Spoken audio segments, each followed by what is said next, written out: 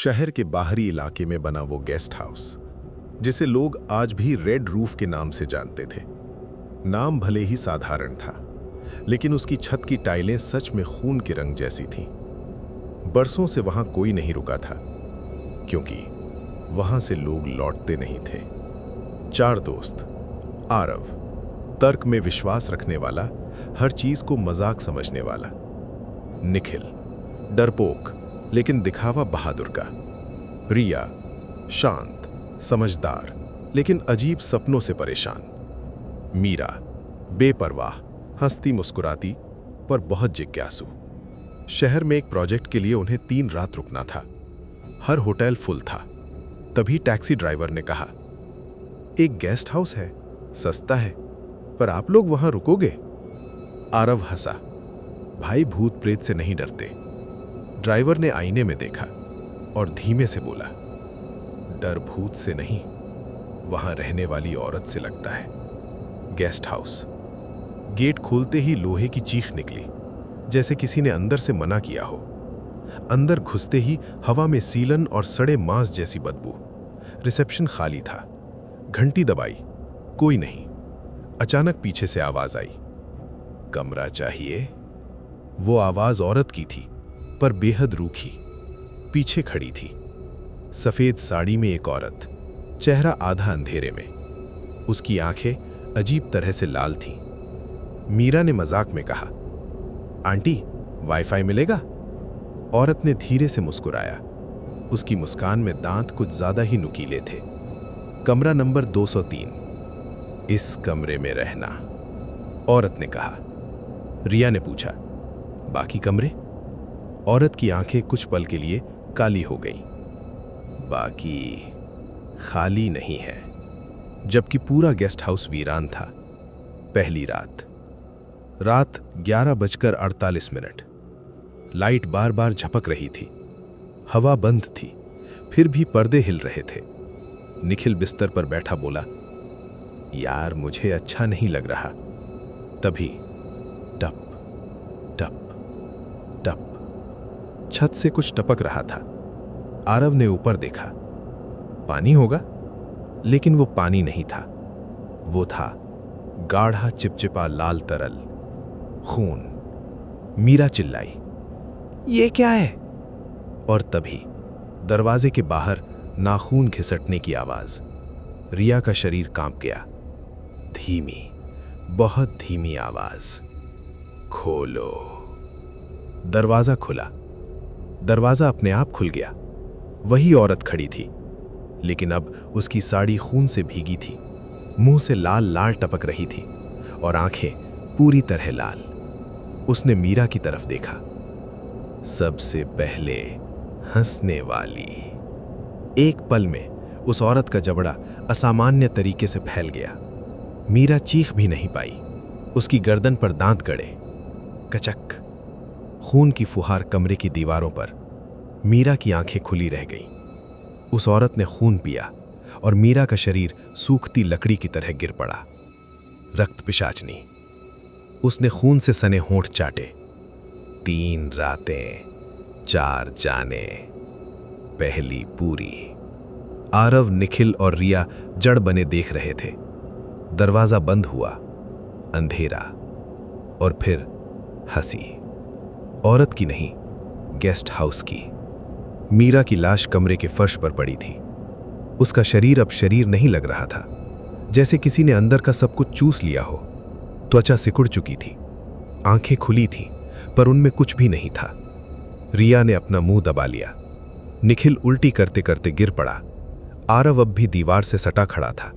उसका दिमाग मानने को तैयार नहीं था कि जो उन्होंने देखा वो सच था।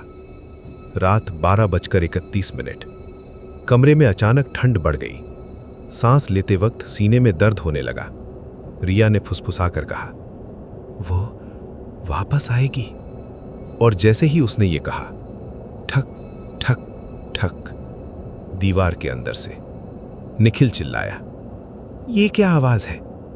फिर खुरचने की आवाज, जैसे कोई अंदर से बाहर निकलने की कोशिश कर रहा हो।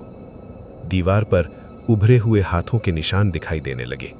मानव हाथ, कई, दीवार टूटी, धड़ाम, प्लास्टर गिरा, और जो दिखा उसने तीनों की आत्मा हिला दी। दीवार के अंदर लाशें ठूसी हुई थीं, पुरानी, नई। कुछ की आंखें अब भी खुली, कुछ के मुंह खुले जैसे वो अब भी चीख रहे हो। रिया बेहोश होते होते बची। आरव के मुंह से सिर्फ एक शब्द निकला, यह होटल नहीं है। सच्चाई की शुरुआत। निखिल कांपते हाथों से मोबाइल ऑन करने लगा।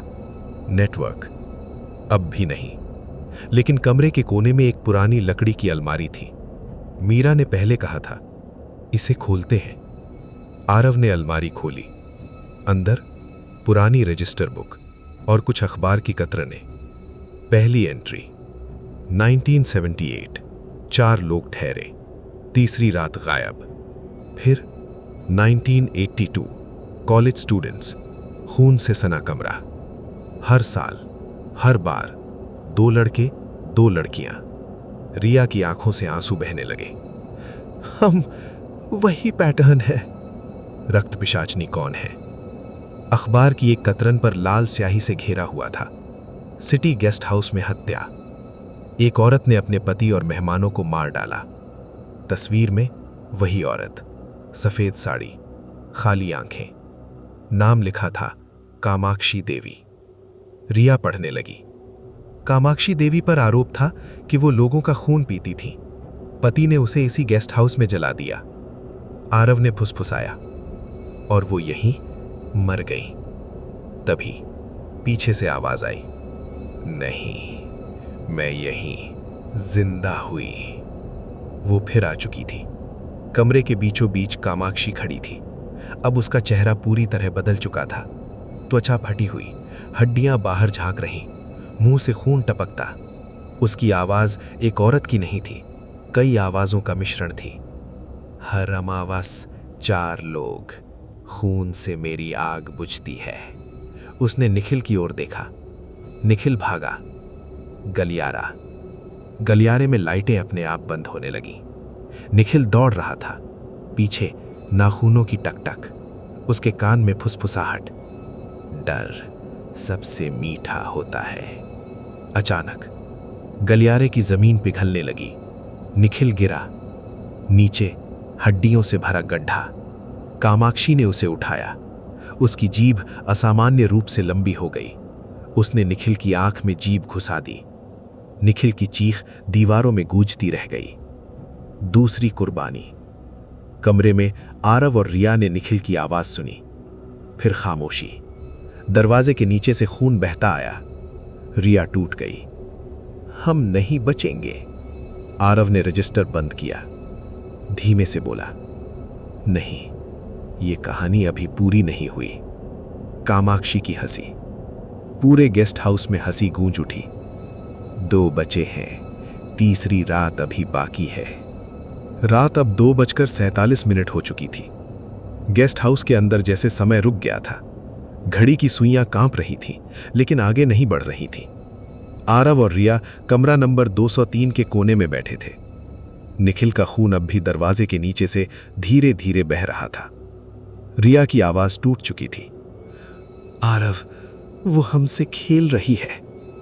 आरव की आंखों में डर था, लेकिन उससे भी ज्यादा गुस्सा।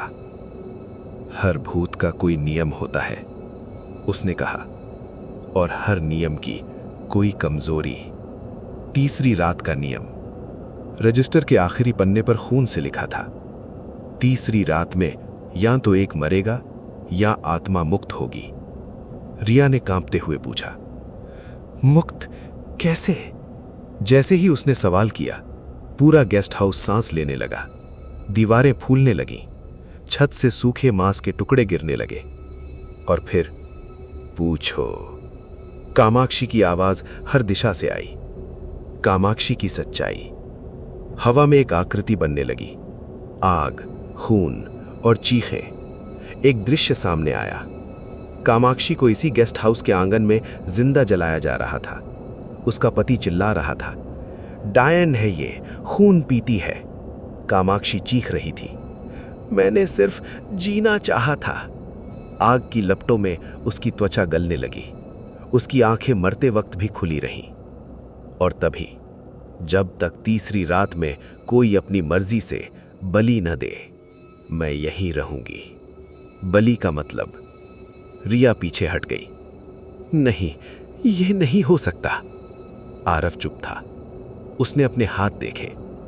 मीरा, निखिल, 4 लोग आते हैं, 3 जबरन मारे जाते हैं, चौथा खुद चुनता है। रिया की आंखों में समझ आ गई। नहीं, मैं नहीं मानूंगी ये नियम। गेस्ट हाउस का हमला। अचानक जमीन फट गई।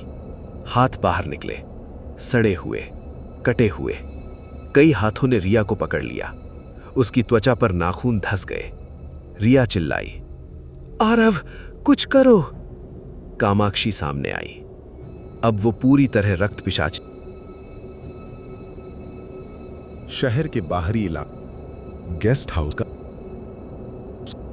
हाउस का हमला। अचानक जमीन फट गई। हाथ बाहर निकले, सड़े हुए, काटे हुए। कई हाथों ने रिया को पकड़ लिया। उसकी त्वचा पर नाखून धंस गए। रिया चिल्लाई, आरव, कुछ करो। कामाक्षी सामने आई। अब वो पूरी तरह रक्त पिशाचिनी थी। हड्डियों से निकले दांत, पीठ से फटे मांस और आंखों में अनंत भूख। वक्त खत्म। आरव का फैसला। आरव ने अपनी जेब से लाइटर निकाला और एक माचिस। वो मुस्कुराया, अजीब शांत मुस्कान। जिस आग ने तुम्हें बांधा, उसने कहा, वही आग तुम्हें छोड़ेगी। उसने अपने हाथ पर माचिस जलाई। रिया चीख पड़ी, नहीं। आरव ने उसकी तरफ देखा। कोई तो इस कहानी को यहीं रोकना होगा। आग। आरव ने अपने शरीर पर आग लगा ली। गेस्ट हाउस कांप उठा। कामाक्षी चीखी, नहीं, ये नियम नहीं है। आरव जलते हुए बोला, नियम तुमने बनाया था, तोड़ना मेरा काम है। आग फैलने लगी, दीवारें पिघलने लगीं, लाशें राख बनने लगीं। कामाक्षी की चीख अब इंसानी थी। उसका शरीर दरारों में टूटने लगा। अंत या शुरुआत? सुबह। गेस्ट हाउस पूरी तरह जला हुआ था। पुलिस को सिर्फ एक लड़की मिली, रिया, जिंदा। लेकिन जब पुलिस ने पूछा, तुम्हारे दोस्त? रिया ने धीमे से कहा, वो अब यहीं है। उसकी परछाई जमीन पर पड़ी। परछाई में 2 आंखें खुली और एक फुसफुसाहट। तीसरी रात। तुमने नियम तोड़ा, अब तुम नियम हो। सुबह की रोशनी गेस्ट हाउस के जले हुए ढांचे पर पड़ रही थी। काली दीवारें, राख में बदले कमरे, हवा में अब भी जले मांस और लोहे की गंध।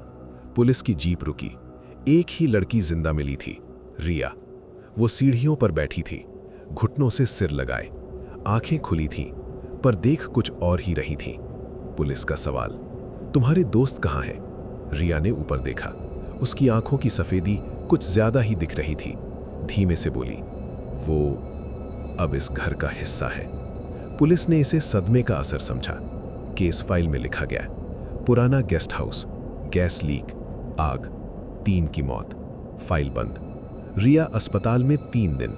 रिया एक शब्द नहीं बोली। डॉक्टर कहते रहे ट्रॉमा है, लेकिन रात को नर्सों ने सुना रिया नींद में किसी से बात कर रही थी। मैंने आग जलाई थी, पर खत्म क्यों नहीं हुई? पहली दरार। चौथी रात। रिया बाथरूम के शीशे के सामने खड़ी थी। आईने में उसका चेहरा पीला था। अचानक आईने में उसके पीछे कोई खड़ा दिखा। सफेद साड़ी, जली हुई त्वचा। रिया ने पीछे मुड़कर देखा, कोई नहीं। फिर आईने में होंठ हिले। तीसरी रात। तुमने नियम तोड़ा, अब तुम नियम हो। खून की भूख। रिया के हाथ कांपने लगे। उसके नाखून धीरे धीरे लंबे और सख्त होने लगे। दिल जोर जोर से धड़कने लगा। नाक में अचानक खून की गंध भर गई। उसी वक्त वार्ड के दूसरे बेड पर एक मरीज कराह रहा था। रिया ने उसकी गर्दन देखी। नसें साफ दिख रही थी। उसकी आंखों में डर नहीं था, भूख थी। पहला शिकार। सुबह उस मरीज की लाश मिली। गर्दन पर 2 गहरे निशान, शरीर सूखा हुआ। डॉक्टर चिल्लाए, ये कैसे हुआ? रिया अपने बेड पर बैठी थी। हाथों पर खून नहीं था, लेकिन होठों के कोने में लाल रंग था। सच्चाई का बोझ।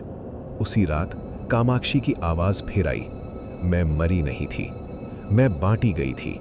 हर उस औरत में जिसने तीसरी रात आग जलाई। अब तुम मेरी अगली सांस हो। रिया रो पड़ी। मैं राक्षस नहीं बनना चाहती। हंसी गूंजी। कोई नहीं बनना चाहता। अंतिम दृश्य।